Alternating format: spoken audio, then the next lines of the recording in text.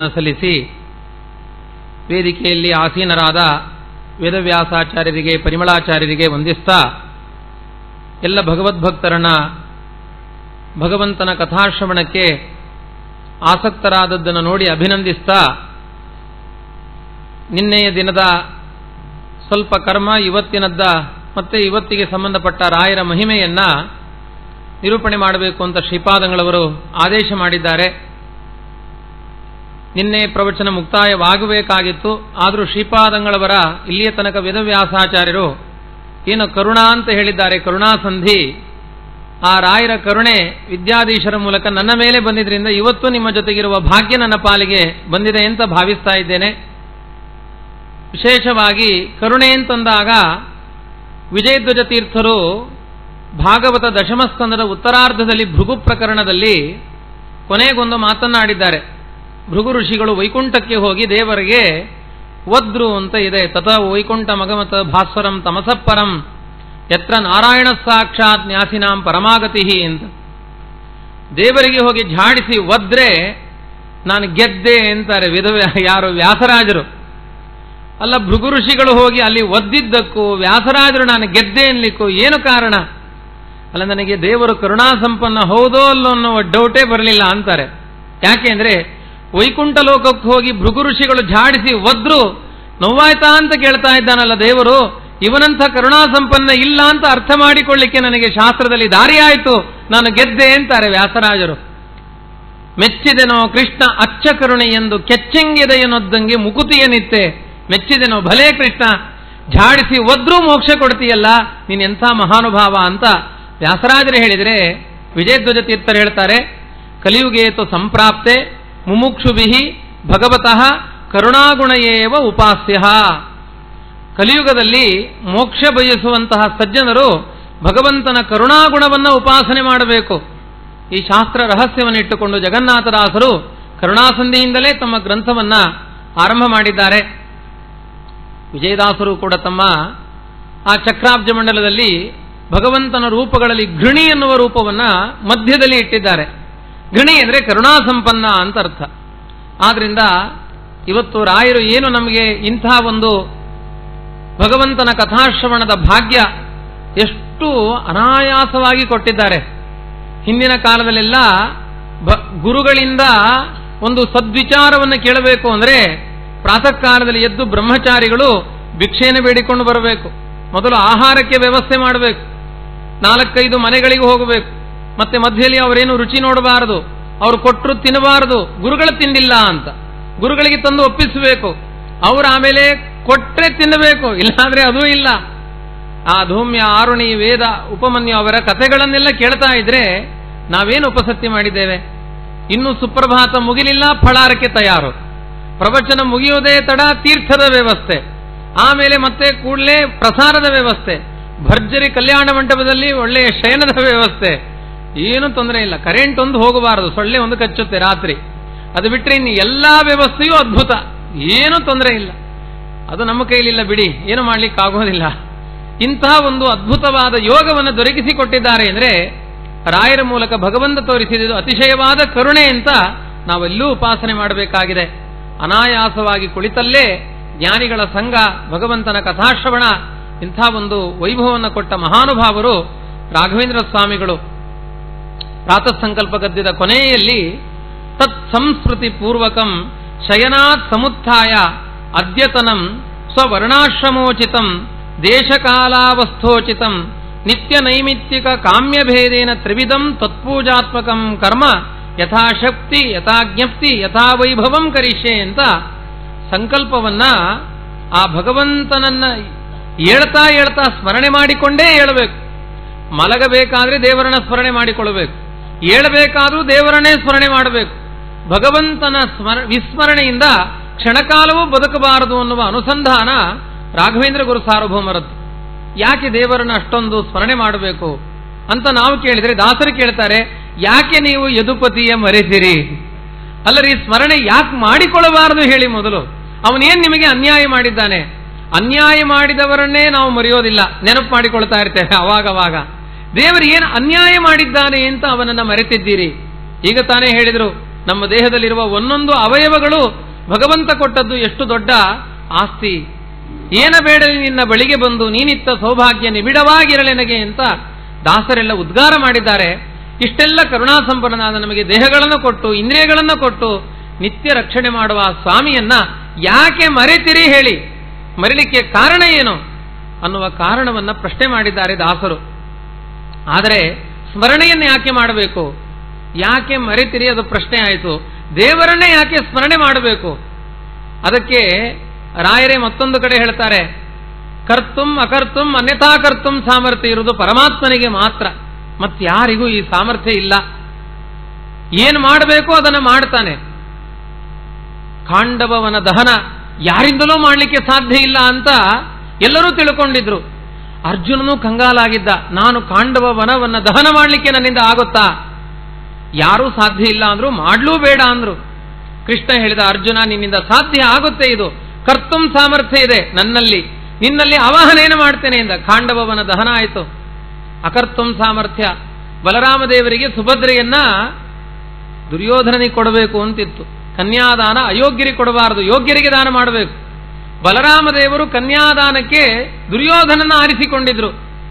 ಭಗವಂತ ಅಕರ್ತುಂ ಸಾಮರ್ಥ್ಯ, ಬಲರಾಮದೇವರ ಮನಸ್ಸಿಗೆ ತಕ್ಕಂತೆ ನಡೆಯಲಿಲ್ಲ. ಅದು ಕೃಷ್ಣನ ಸಂಕಲ್ಪದಂತೆ ಯೋಗ್ಯನಾದ ಅರ್ಜುನನಿಗೆ ದಾನ ಆಯಿತು, ಸುಭದ್ರೆಯ ದಾನ. ಅನ್ಯಥಾ ಕರ್ತುಂ ಸಾಮರ್ಥ್ಯ ಪರಮಾತ್ಮನಿಗೆ. ಸೂಚ್ಯಗ್ರಂ ನೈವದಾಸ್ಯಾಮಿ ಅಂತ ಹೇಳಿದ್ದ ದುರ್ಯೋಧನ ಸಮಗ್ರ ವಿಧವಾದ ಸಂಪತ್ತನ್ನೆಲ್ಲ ತೆಗೆದು ಪಾಂಡವರ ಪಾಲಿಗೆ ಕೊಟ್ಟ ಭಗವಂತ. ಏನು ಬೇಕಾದ್ರೆ ಮಾಡಿದ, ತಿರುಗಿ ಮುರುಗಿ ಮಾಡಿದ ಭಗವಂತ. ಇಂತಹ ಸಾಮರ್ಥ್ಯ ಜೀವನದಲ್ಲಿ ಒಂದು ಹುಲ್ಲು ಕಡ್ಡಿಯನ್ನು ಎತ್ತಿ ಇಡಬೇಕಾದ್ರೂ ಅಲ್ಲಿ ಭಗವತ್ ಸಂಕಲ್ಪ ಇರಬೇಕು. ಹಾಗಾದ್ರೆ ನಮ್ಮ ಜೀವನದ ಒಂದು ಕಣ್ಣಿನ ನೋಟ, ಪ್ರವಚನಕ್ಕೆ ಕೂತವರು ಯಾವಾಗ ನಿದ್ರೆ ಮಾಡ್ತೇವೆ ಅಂತ ನಮಗೇನು ಗೊತ್ತಿರುತ್ತಾ? ಅದು ಭಗವಂತ ವಶರಾಗಿ ಅದು ಸಹಜವಾಗಿ ಬರುತ್ತೆ. ಅದು ಮುಗ್ಗರಿಸಿ ಬಿದ್ದ ಮೇಲೆ ಗೊತ್ತಾಗುತ್ತೆ, ಹೋ ನಾನು ನಿದ್ದೆ ಮಾಡಿದ್ದೆ, ಮತ್ತೆ ಎಚ್ಚರ, ಮತ್ತೆ ತತ್ ಸಂಸ್ಮೃತಿ ಪೂರ್ವಕಂ ಶಯನಾದುತ್ತಾಯ, ಇಲ್ಲಿಗೊಂದು ಆಗುತ್ತೆ. ಹೋ ನಾನು ಪ್ರವಚನ ಕೇಳ್ತಾ ಇದ್ದೆ ಅಂತ ಮತ್ತೆ ಎಚ್ಚರ ಮಾಡಿಕೊಳ್ಳುವುದು. ಕುರ್ಚಿ ಬೀಳುವಷ್ಟು ನಿದ್ರೆ ಮಾಡಬೇಡಿ, ಅಷ್ಟೇ, ಸ್ವಲ್ಪ ಜಾಗ್ರತೆ. ಅಂದ್ರೆ ಭಗವಂತನ ವಿಸ್ಮರಣೆ ಮಾಡಲಿಕ್ಕೆ ಕಾರಣವೇ ಇಲ್ಲ. ಏನು ವ್ಯಾಪಾರ ನಡೆಯುತ್ತೋ ಇದೊಂದು ಒಳ್ಳೆಯ ಉಪಾಯ, ಅದೆಲ್ಲ ಭಗವತ್ ಸಂಕಲ್ಪದಿಂದಲೇ. ಒಂದು ತೃಣ ಎತ್ತಲಿಕ್ಕೂ ಅವನೇ ಸಾಮರ್ಥ್ಯ ಕೊಡಬೇಕು. ಏನು ಕಲ್ಲು ಎತ್ತುವ ಸಾಮರ್ಥ್ಯವೂ ಅವನದ್ದೇ. ಅವನ ಸಂಕಲ್ಪ ಇಲ್ಲದೆ ಯಾವ ವ್ಯಾಪಾರಗಳು ಕೂಡ ನಡೆಯೋದಿಲ್ಲ. ಆದ್ರಿಂದ ಅವನ ವಿಸ್ಮರಣೆಗೆ ಕಾರಣವೇ ಇಲ್ಲ. ನಮ್ಮ ಜೀವನದ ಪ್ರತಿಯೊಂದು ವ್ಯಾಪಾರವನ್ನ ಮಾಡಿಸುವ ತಾಯಿ ಪರಮಾತ್ಮ. ಆದ್ರಿಂದ ತಾಯಿಯನ್ನು ಯಾಕೆ ಸ್ಮರಣೆ ಮಾಡಿಕೊಳ್ಳಬೇಕು? ಬದುಕಿನಲ್ಲಿ ವೈಭವ ಜಾಸ್ತಿ ಆಗಬೇಕು ಅಂದ್ರೆ ತಾಯಿಯ ವಿಸ್ಮರಣೆ ಆಗಬಾರದು ಮಕ್ಕಳಿಗೆ. ಆ ಅಭಿಪ್ರಾಯದಲ್ಲಿ ಸ್ಮರಣೆ ಮಾಡಿಕೊಂಡೇ ಏಳಿ. ಶಯನಾತ್ ಸಮುತ್ಥಾಯ, ಹಾಸಿಗೆಯಿಂದ ಎದ್ದುಕೊಂಡೇ. ಅದು ಆಚಾರ್ಯರು ಹೇಳಿದ ಮಾತು. ಆ ಭಗವಂತನನ್ನ ಸ್ಮೃತ್ವಾ ವಿಷ್ಣುಂ ಸಮುತ್ಥಾಯ ಅಂತ. ಅಂದ್ರೆ ದೇಹವನ್ನ ಮೇಲೆ ಎದ್ದಿ ಕೂಡಿಸುವ ಮೊದಲೇ ದೇವರ ಸ್ಮರಣೆ ಆಗಿರಬೇಕಂತೆ. ಸ್ಮೃತ್ವಾ ವಿಷ್ಣುಂ ಸಮುತ್ಥಾಯ, ಆಮೇಲೆ ಎದ್ದು ಕೂತ್ಕೊಳ್ಳೋದು. ಹಾಸಿಗೆ ಕಣ್ಣು ರೆಪ್ಪೆ ತೆಗೆದ ತಕ್ಷಣ ದೇವರ ಸ್ಮರಣೆ ಬರಬೇಕು. ಅಷ್ಟು ಅವಸರ ಇರಲಿ ದೇವರ ಸ್ಮರಣೆಯಲ್ಲಿ ಅಂತ ಹೇಳಿದ್ದಾರೆ. ನಮಗೆ ದೇವರ ವಿಸ್ಮರಣೆಯಲ್ಲಿ ಅವಸರ ಇದೆ ವಿನಃ ದೇವರ ಸ್ಮರಣೆಯಲ್ಲಿ ಅವಸರ ಇಲ್ಲ. ಶಯನಾತ್ ಸಮುತ್ಥಾಯ ಅದ್ಯತನಂ ಸ್ವವರ್ಣಾಶ್ರಮೋಚಿತಂ. ಇವತ್ತಿನ ಕರ್ಮ ಮಾಡ್ತೇನೆ ಅಲ್ಲ, ವರ್ಣವಿಹಿತವಾದ ಕರ್ಮಗಳನ್ನು ಮಾಡಬೇಕು. ಇದು ಸಮಗ್ರ ಭಗವದ್ಗೀತೆಯ ಸಾರ. ಸ್ವವಿಹಿತ ವೃತ್ಯ ಭಕ್ತ್ಯ ಭಗವದಾರಾಧನವೇವ ಪರಮೋ ಧರ್ಮ, ತದ್ವಿರುದ್ಧ ಸರ್ವೋಪ್ಯಧರ್ಮ ಅಂತ. ಭಗವಂತನ ಆರಾಧನೆಯಷ್ಟು ದೊಡ್ಡ ಆರಾಧನೆ ಇನ್ನೊಂದಿಲ್ಲ. ಕೆಲವರು ಹೇಳೋದು, ನಾವು ಭಗವಂತನ ಆರಾಧನೆಯನ್ನು ಮಾಡ್ತೇವೆ, ಆದರೆ ಆ ಆರಾಧನೆಯಲ್ಲಿ ವರ್ಣಾಶ್ರಮೋಚಿತವಾದ ಕರ್ಮವನ್ನು ಮಾಡೋದು ಬಹಳ ಕಷ್ಟ. ಬೇರೆ ತರ ಹಣವನ್ನು ಸಂಪಾದನೆ ಮಾಡ್ತೇವೆ, ದಾನ ಧರ್ಮಗಳನ್ನು ಮಾಡ್ತೇವೆ, ಬ್ರಾಹ್ಮಣರು ಏನು ಮಾಡಬೇಕು ಅಂತ ಕರ್ಮಗಳನ್ನು ಮಾಡುವುದರಲ್ಲಿ ನಮಗೆ ಕಷ್ಟವಾಗುತ್ತಲ್ಲ ಅಂದ್ರೆ ಕೃಷ್ಣ ಎಲ್ಲ ಉತ್ತರ ಕೊಟ್ಟಿದ್ದಾನೆ. ಸ್ವಧರ್ಮೇ ನಿಧನಂ ಕ್ಷಯ ಪರಧರ್ಮೋ ಭಯಾವಹ. ಅನ್ಯ ಧರ್ಮಗಳಿಗೆ ಹೋಗಬೇಡಿ. ಸ್ಮೃತಿಕಾರರು ಇದಕ್ಕೊಂದು ದೃಷ್ಟಾಂತವನ್ನು ಕೊಡ್ತಾರೆ. ಮನೆಯಲ್ಲಿ ಒಂದು ಹಸು ಇದೆ, ಒಂದು ಆನೆಯೂ ಇದೆ. ಆ ಹಸುವು ಹಾಲು ಕೊಡುತ್ತೆ, ಆನೆಯೂ ಒಂದು ಮರಿಯನ್ನು ಹಾಕಿದೆ, ಅದೂ ಹಾಲು ಕೊಡುತ್ತೆ. ಈ ಹಸು ಇದೆಯಲ್ಲ ತುಂಬಾ ತಂಟೆ, ಅದರಲ್ಲಿ ಹಾಲು ಕರಲಿಕ್ಕೆ ಹೋದ್ರೆ ಝಾಡಿಸಿ ಒದೆಯುತ್ತೆ. ಅದು ಅಯ್ಯೋ ನಮ್ಮನೆ ಹಸು ಹಾಲು ಕರಲಿಕ್ಕೆ ಹೋದ್ರೆ ಝಾಡಿಸಿ ಒದೆಯುತ್ತೆ, ಪಾತ್ರೆಯೂ ಬಿಡ್ದು ಹೋಗುತ್ತೆ, ಮುಸುಡಿಗೂ ಒದೆಯುತ್ತೆ, ಈ ಹಾಲಿನ ತಂಟೆಯೇ ಬೇಡ. ಮನೆಯ ಹೊರಗಡೆ ಒಂದು ಆನೆ ಇದೆ, ಅದು ಹಾಲು ಕರಲಿಕ್ಕೆ ಹೋದ್ರೆ ತುಂಬಾ ಸಾಧು, ಒದೆಯೋದೇ ಇಲ್ಲ, ತುಂಬಾ ಒಳ್ಳೆಯದು ಆನೆ ಅಂತ ಹೇಳಿ ಯಾರಾದರೂ ಕೂಡ ಆನೆಯ ಒದೆಯದೇ ಇರುವ ಕರುಣಾಸಂಪನ್ನವಾದ ಆನೆಯ ಹಾಲನ್ನು ತಂದು ದೇವರಿಗೆ ಅಭಿಷೇಕ ಮಾಡ್ತಾರಾ ಅಥವಾ ಒದಿಯುವಂತಹ ಹಸುವಿಗೆ ಕಾಲಿಗೆ ಹಗ್ಗ ಕಟ್ಟಿ ಹಾಲು ಕರೆದು ದೇವರಿಗೆ ಅಭಿಷೇಕ ಮಾಡ್ತಾರ ಅಂತ ಸ್ಮೃತಿಕಾರರು ಕೇಳ್ತಾರೆ. ಕಫ್ ಪರಿತ್ಯಜ್ಯ ಗಾಂ ದುಷ್ಟಾಂ ಕರೀಂ ಶೀಲವತೀಂ ದುಹೇತ್ ಅಂತ. ಅಂದ್ರೆ ನಮ್ಮ ಧರ್ಮದಲ್ಲಿ ನಮಗೆ ಕಷ್ಟ ಆಗ್ತಾ ಇದೆ, ಇನ್ನೊಂದು ಧರ್ಮದಲ್ಲಿ ನಮಗೆ ಸುಖ ಇದೆ ಅಂತ ಬಿಡ್ಲಿಕ್ಕೆ ಅವಕಾಶ ಇಲ್ಲ.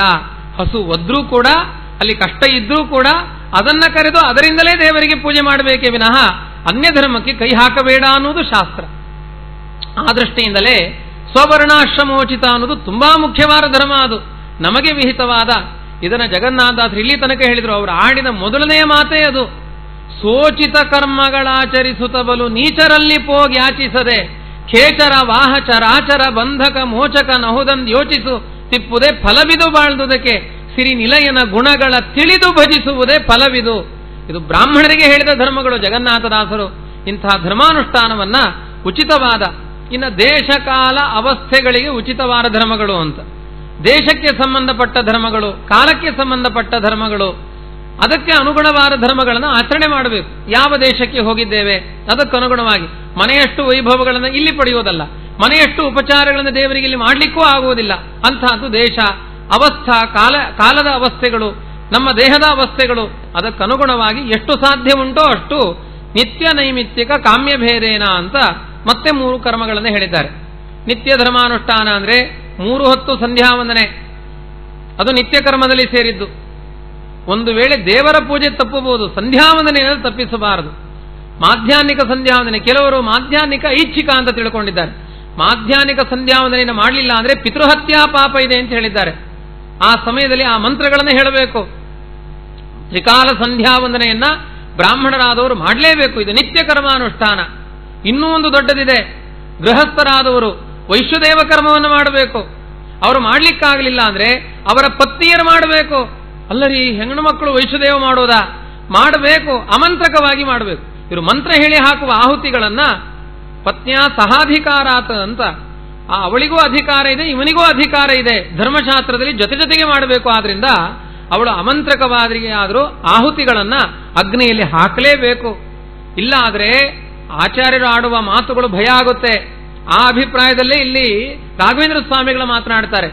ಯಾರು ನಿತ್ಯ ಕರ್ಮಗಳ ಬಗ್ಗೆ ಉದಾಸೀನ ಮಾಡ್ತಾರೋ, ವೈಶ್ವದೇವಾದಿಗಳನ್ನು ಮಾಡೋದಿಲ್ಲ, ಕೃಷ್ಣನೇ ಬೈದಿದ್ದಾನೆ, ಯಜ್ಞಶಿಷ್ಟಾಶಿನ ಸಂತಹ ಮುಚ್ಚಂತೆ ಸರ್ವ ಕಿಲ್ಬಿಷೈಹಿ ಭುಂಜತೇತೆ ತ್ವಗಂ ಪಾಪಾಹ ಏ ಪಚಂತಿ ಆತ್ಮಕಾರಣಾತ್ ಅಂತ.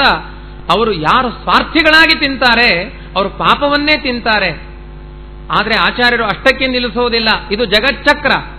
ಯಜ್ಞಾದ್ಭವತಿ ಪರ್ಜನ್ಯ, ಯಜ್ಞ ಪರ್ಜನ್ಯ ಕರ್ಮ, ಯಜ್ಞಾದ್ಭವತಿ ಪರ್ಜನ್ಯ, ಪರ್ಜನ್ಯಾದ್ ಅನ್ನ ಸಂಭವ, ಅನ್ನಾದ್ಭವಂತಿ ಭೂತಾನಿ, ಪರ್ಜನ್ಯಾದ್ ಅನ್ನ ಸಂಭವ, ಯಜ್ಞಾದ್ಭವತಿ ಪರ್ಜನ್ಯ, ಯಜ್ಞ ಕರ್ಮ ಸಮುದ್ಭವ, ಕರ್ಮ ಬ್ರಹ್ಮೋದ್ಭವಂ ವಿದ್ದಿ, ಬ್ರಹ್ಮ ಅಕ್ಷರ ಸಮುದ್ಭವಂ, ಏವಂ ಪ್ರವರ್ತಿತಂ ಚಕ್ರಂ ನಾನು ವರ್ತಯತೀಹ ಯಃ ಅಘಾಯು ಇಂದ್ರಿಯಾ ರಾಮ ಮೋಘಂ ಪಾರ್ಥ ಸಜೀವತಿ. ವ್ಯರ್ಥವಾಗಿ ಬದುಕಿದವನವನು ಯಾರು ನೋಡಿ. ಎಲ್ಲದಕ್ಕೂ ಒಂದು ಸಂಬಂಧ ಇದೆ. ಭಗವಂತನನ್ನ ವೇದಗಳು ನಿರೂಪಣೆ ಮಾಡಿದೆ. ಆ ವೇದೋಕ್ತ ವೇದ ಪ್ರತಿಪಾದ್ಯನಾದವನು ಭಗವಂತ. ಭಗವಂತನ ವಾಸುದೇವ ಸಂಕರ್ಷಣ ಪ್ರದ್ಯುಮ್ನಾನಿರುದ್ಧ ರೂಪಗಳಿಂದ ಪರ್ಜನ್ಯ ಅಂದ್ರೆ ಮೇಘದ ಮೋಡಗಳ ಸೃಷ್ಟಿಯಾಗಿ ಮಳೆ ಉತ್ಪತ್ತಿಯಾಗುತ್ತೆ. ಮಳೆಯಿಂದ ಆ ಮಳೆ ಉತ್ಪತ್ತಿಯಾಗಬೇಕು ಅಂದ್ರೆ ಯಜ್ಞ, ಭಗವಂತ ಕರ್ಮಗಳ ಪ್ರಚಯ ಮಾಡಿದ್ದಾನೆ. ಕರ್ಮಗಳ ಹಿನ್ನೆಲೆಯಲ್ಲಿ ಯಜ್ಞವನ್ನು ಮಾಡಬೇಕು. ಯಜ್ಞ ಮಾಡಿದಾಗ ಮಳೆ ಆಗುತ್ತೆ. ಮಳೆ ಆದ ಮೇಲೆ ಔಷಧಿಗಳು, ಅನ್ನಗಳು ಉತ್ಪತ್ತಿಯಾಗುತ್ತೆ. ಅನ್ನದ ದೆಸೆಯಿಂದ ಮನುಷ್ಯನ ದೇಹತ್ರಾಣ ಅಥವಾ ಜೀವನ ಉತ್ಪತ್ತಿಯಾಗುತ್ತೆ. ಹೀಗೆ ಒಂದು ಜಗಚ್ಚಕ್ರ ನಡೀತಾ ಇದೆ. ಇವತ್ತು ನಾವೆಲ್ಲ ಹುಟ್ಟಿದ್ದೇವೆ, ಬದುಕಿದ್ದೇವೆ ಅಂದ್ರೆ ಇದಕ್ಕೆಲ್ಲ ಮೂಲಭೂತವಾಗಿ ಭಗವಂತನ ವ್ಯಾಪಾರ. ಕರ್ಮ, ಯಜ್ಞ, ಯಜ್ಞದಿಂದ ಮಳೆ, ಮಳೆಯಿಂದ ಬೆಳೆ, ಬೆಳೆಯಿಂದ ಮಾನವ ಅಂತ. ಇದು ಜಗಚ್ಚಕ್ರ. ಈ ಜಗಚ್ಚಕ್ರದಲ್ಲಿ ನೀನು ಯಜ್ಞವನ್ನ ಮಾಡಲಿಲ್ಲ ಅಂದ್ರೆ ಏನಾಯ್ತು? ಮಳೆ ಆಗೋದಿಲ್ಲ. ಮಳೆ ಆಗೋದಿಲ್ಲ ಅಂದ್ರೆ ಏನಾಯ್ತು? ಬೆಳೆ ಆಗಲ್ಲ. ಬೆಳೆ ಆಗಲ್ಲ ಅಂದ್ರೆ ಧಾನ್ಯ ಇಲ್ಲ. ಧಾನ್ಯ ಇಲ್ಲ ಅಂದ್ರೆ ಪ್ರಜಾಸರ್ಗ ಇಲ್ಲ. ಪ್ರಜಾಸರ್ಗವನ್ನ ತಡೆದ್ರೆ ಸ ವಿಶ್ವಹಂತ ಭವತಿ. ಆಚಾರ್ಯರು ಹೇಳ್ತಾರೆ, ಯಾರು ಈ ಜಗಚ್ಚಕ್ರದಲ್ಲಿ ತನ್ನ ಪಾತ್ರವನ್ನ ತಾನು ಸಮರ್ಪಣೆ ಮಾಡಿಕೊಳ್ಳೋದಿಲ್ಲ, ತಾನು ಮಾಡಬೇಕಾದ ಕರ್ತವ್ಯವನ್ನ ಮಾಡೋದಿಲ್ಲ, ಭಯೋತ್ಪಾದಕರು ಅಂತ ಇಷ್ಟೇ ಕೇಳಿದ್ದೇವೆ. ಆಚಾರ್ಯ ಹೇಳ್ತಾರೆ ಅವನು ಜಾಗತಿಕ ಭಯೋತ್ಪಾದಕ. ಅವನು ಅಷ್ಟು ಮಾತ್ರ ಅಲ್ಲ, ಅವನು ವಿಶ್ವಹಂತ, ಜಗತ್ತನ್ನೇ ಕೊಲೆ ಮಾಡಿದ ಪಾಪಿಯವನು ಅಂತ ಮಧ್ವಾಚಾರ್ಯರು ಗೀತಾ ತಾತ್ಪರ್ಯದಲ್ಲಿ ಎಚ್ಚರಿಸಿದ್ದಾರೆ. ಇದೆಲ್ಲ ಗೃಹಸ್ಥರಿಗೆ ಸಂಬಂಧಪಟ್ಟ ನಿತ್ಯ ಕರ್ಮಗಳು. ಆ ದೃಷ್ಟಿಯಿಂದ ನಿತ್ಯ ಭಗವಂತನ ವಿಹಿತ ಧರ್ಮಾಚರಣೆ, ವಿಷ್ಣುವಿನ ಪೂಜೆ, ಸತ್ಕರ್ಮಾಚರಣೆ ಏನಿದೆ ಅದೇ ಭಗವಂತನ ಆರಾಧನೆ. ಅದನ್ನೇ ಆಚಾರ್ಯರು ಸವಿಹಿತ ವೃತ್ಯ ಭಕ್ತ್ಯ ಅಂದ್ರೆ ಇದನ್ನ ನಿತ್ಯ ನೈಮಿತ್ತಿಕ ಕಾಮ್ಯ ಭೇದೇನ. ನೈಮಿತ್ತಿಕ ಅಂದ್ರೆ ಶ್ರಾದ್ದಾದಿ ಕರ್ಮಗಳು, ಅದನ್ನ ಮಾಡಲೇಬೇಕು. ಕೆಲವರೆಲ್ಲ ಇವತ್ತು ರಾಯರು ತುಂಬಾ ಕರುಣೆ, ಏನು ಅಂದ್ರೆ ಅಲ್ಲಲ್ಲಿ ಮಠ ಆಗಿರೋದ್ರಿಂದ ಶ್ರಾದ್ದ ನಡೀತಾ ಇದೆ. ಅದೇನೋ ಸರಿ, ರಾಯರ ಅತಿಶಯವಾದ ಕರುಣೆ ಒಪ್ಪಿಕೊಳ್ಳಬೇಕು. ಆದ್ರೆ ಇವರು ಮಾಡಿಕೊಂಡದ್ದೇನು ಗೊತ್ತೋ, ಅತಿಥಿ ಅಭ್ಯಾಗತರ ಆರಾಧನೆಯ ವಂಚನೆ. ವರ್ಷಕ್ಕೊಮ್ಮೆ ಆದ್ರೂ ಮನೆಯಲ್ಲಿ ಅನ್ನ ಹಾಕ್ತಾ ಇದ್ರು, ಅದನ್ನು ರಾಯರ ಮಠಕ್ಕೆ ಚೀಟಿ ಬರೆಸಿದ್ರು. ಮನೆಯಲ್ಲಿ ಅತಿಥಿ ಅಭ್ಯಾಗತರ ಆರಾಧನೆಯೇ ಇಲ್ಲ. ರಾಯರ ಕರುಣೆ ಅಂತ ಹೇಳಿ ನಿಮಗೆ ಅನುಕೂಲವೇ ಆಗಲಿಲ್ಲ, ಪುರೋಹಿತರೇ ಸಿಗಲಿಲ್ಲ ಅಂದ್ರೆ ಮಠಕ್ಕೆ ಹೋಗಿ ಪಿಂಡ ಪ್ರದಾನ ಮಾಡಿ. ಅತಿಥಿ ಅಭ್ಯಾಗತರ ಅನ್ನಾರಾಧನೆಯನ್ನ ಮನೆಯಲ್ಲಿ ಮಾಡಿ. ಅದಕ್ಕೆ ಯಾಕೆ ವಂಚನೆ? ಅತಿಥಿ ಅಭ್ಯಾಗತರ ಆರಾಧನೆ ಮಾಡಲಿಲ್ಲ ಅಂದ್ರೆ ಮಹಾ ಅಪರಾಧ. ಅದು ಪ್ರತಿನಿತ್ಯ ಮಾಡಬೇಕು ಅಂತ ಹೇಳಿದ್ದಾರೆ. ಹರಿಪ್ರಸಾದ ಹರಿಪ್ರಸಾದೋಸ್ತು, ಬ್ರಾಹ್ಮಣರು ಹೇಳ್ತಾರೆ. ಅದು ಹರಿಪ್ರಸಾದೋಸ್ತು ಅಂತ ಅನ್ನಬೇಕಾದ್ರೆ ಸ್ವಲ್ಪ ನಿದ್ರೆ ಬರುತ್ತೆ. ಹರಿಪ್ರಸಾದ ಅಂತ ಅನ್ನಬೇಕಾದ್ರೆ ಏನದು ಹರಿಪ್ರಸಾದ? ಅದು ಶಬ್ದ ಕೇಳಬೇಕಾದ್ರೆ ನಮಗೆ ನಿದ್ರೆ, ಅದು ಊಟ ಆಯಿತು ಅಂದ್ರೆ ನಿದ್ರೆ ಅಂತ ಅರ್ಥ. ಹರಿಪ್ರಸಾದ ಅಂದ್ರೆ ಏನು? ಅದನ್ನೇ ಹೇಳಿದ್ದಾರೆ ಜಗನ್ನಾಥದಾಸರು. ಕುಟ್ಟು ಕೊಯ್ದುದ ನಟ್ಟು ಇಟ್ಟುದ, ಮೊದಲು ಕುಟ್ಟುದು, ಕೊಯ್ದುದು, ಅಟ್ಟುದು, ಇಟ್ಟುದು, ಅದ ಪಂಚ ಸೂನ ಅಂತ 5 ರೀತಿಯಾದ ಹಿಂಸೆಗಳಿದೆ ಧಾನ್ಯಗಳಿಗೆ. ಅದನ್ನೆಲ್ಲ ತಂದು ದೇವರ ಮುಂದೆ ಇಡಬೇಕು. ವಿಠ್ಠಲ ಉಂಡು ಉಚ್ಚಿಷ್ಟ ಸಜ್ಜನರ, ವಿಠ್ಠಲ ತಿನ್ನಬೇಕು. ಅದನ್ನ ಅಗ್ನಿಯಲ್ಲಿ ಪಾಕ, ದೇವರ ಮುಂದೆ ನೈವೇದ್ಯ, ಬ್ರಾಹ್ಮಣರ ಆರಾಧನೆ. ಆಮೇಲೆ ಬ್ರಾಹ್ಮಣರು ತಿಂದು ಉಳಿದ ಮೇಲೆ ಅದು ಹರಿಪ್ರಸಾದವಾಗುತ್ತೆ, ನಮಗೆ ತಿನ್ನಲಿಕ್ಕೆ ಅಧಿಕಾರ ಬರುತ್ತೆ. ಇಷ್ಟೆಲ್ಲ ಬಿಟ್ಟು ಹೊಟ್ಟೆಗೋಸುಗ ಥಟ್ಟನುಣುತಿಹ ಕೆಟ್ಟ ಮನುಜರ ಕಟ್ಟಿ ವೈದ್ಯಮ ಪಟ್ಟಣದೊಳು ಒತ್ತಿಟ್ಟಿಲಿಡುತ್ತಿಹರು ಅಂತ. ಹೊಟ್ಟೆಗೋಸ್ಕರ ಥಟ್ಟನೆ ಫಾಸ್ಟ್ ಫುಡ್ ಅಂತ ಅರ್ಥ. ಬಿಸಿ ಬಿಸಿ ತೆಗೆಯೋದು, ಹಾಗೆ ತಿನ್ನೋದು. ಈ ತರನೇ ಮಾಡುವ ವ್ಯಕ್ತಿಗಳನ್ನ ಕುಟ್ಟಿ ಪಟ್ಟಣದೊಳು ಒತ್ತಿಟ್ಟಿಲಿಡುತ್ತಿಹರು, ಮುಲಾಜಿಲ್ಲದೆ ಯಮಭಟರು ಒದಿತಾರೆ ಅಂತ ಜಗನ್ನಾಥದಾಸರು ಹೇಳಿದ್ದಾರೆ. ಇದೆಲ್ಲವನ್ನೂ ಕೂಡ ಕ್ರಮಬದ್ಧವಾಗಿ ಮಾಡಬೇಕು. ಹರಿಪ್ರಸಾದ ಆಗಬೇಕು ಅಂದ್ರೆ ಅತಿಥಿ ಅಭ್ಯಾಗದರ ಊಟ ಮಾಡಲೇಬೇಕು. ನಮ್ಮ ಮನೆಯಲ್ಲಿ ಈ ಪದ್ಧತಿ ಇಲ್ಲ. ಶ್ರಾದ್ದದ ದಿನ ಶ್ರಾದ್ದ ಘಾತ ಆಗುತ್ತೆ ಅತಿಥಿಗಳ ಆರಾಧನೆ ಇಲ್ಲದೆ ಊಟ ಮಾಡಿದ್ರೆ. ಅಂತಹ ಆರಾಧನೆಗಳನ್ನು ಮಾಡಬೇಕು. ಇದು ನೈಮಿತ್ತಿಕ ಕರ್ಮ. ಏನದು ಕಾಮ್ಯ ಅಂದ್ರೆ ತನ್ನ ಜೀವಿಕೆಗೋಸ್ಕರ ಮಾಡುವ ಕರ್ಮಗಳು. ಇದೆಲ್ಲವನ್ನೂ ಕೂಡ ಭಗವಂತನ ಪೂಜಾ, ಇದು ದೇವರ ಪೂಜೆ, ಇದು ದೇವರ ಕೊಟ್ಟ ವೈಭವಗಳು ಅನ್ನುವ ಅನುಸಂಧಾನದಿಂದ ಅದನ್ನು ಮಾಡ್ತಾ ಇರಬೇಕು. ಯಥಾಶಕ್ತಿ ಯಥಾಜ್ಞಪ್ತಿ ಯಥಾ ವೈಭವಂ. ನನ್ನ ದೇಹದಲ್ಲಿರುವ ಶಕ್ತಿ ಬುದ್ಧಿಶಕ್ತಿ ತಿಳಿದಷ್ಟು ತಿಳಿಲಿಕ್ಕೆ ಪ್ರಯತ್ನ ಮಾಡ್ತಾ ಇದ್ದೇನೆ, ಈಗ ತಿಳಿದಷ್ಟು ಮಾಡ್ತಾ ಇದ್ದೇನೆ. ನಾಳೆ ಮಾಡುವ ಕರ್ಮ ನಿನ್ನೆಯ ಕರ್ಮದ ಮುಂದೆ ಉತ್ತಮ ಆಗಿರುತ್ತೆ, ಇವತ್ತಿನ ಕರ್ಮ ನಾಳೆಯ ಕರ್ಮದ ಮುಂದೆ ಅಧಮ ಆಗಿರುತ್ತೆ. ಯಾಕೆಂದ್ರೆ ನಾಳೆ ಎಷ್ಟು ತಿಳಿತೇವೋ ಇವತ್ತು ಅಷ್ಟು ತಿಳಿದು ಮಾಡಿಲ್ಲ. ಹಾಗಾಗಿ ಯಥಾಶಕ್ತಿ ಯಥಾಜ್ಞಪ್ತಿ ತಿಳ್ಕೊಳ್ತಾನೆ ಇರಬೇಕು, ಮಾಡ್ತಾನೆ ಇರಬೇಕು. ಯಥಾ ವೈಭವಂ, ಇರುವ ಪದಾರ್ಥಗಳಲ್ಲಿ ವೈಭವಗಳಲ್ಲಿ ವಂಚನೆ ಮಾಡಬಾರದು ದೇವರಿಗೆ. ವೈಭವಗಳನ್ನು ಯಾವತ್ತು ನಮಗೆಲ್ಲ ಆತ್ಮಾರಾಧನೆಯಲ್ಲಿ ವೈಭವ.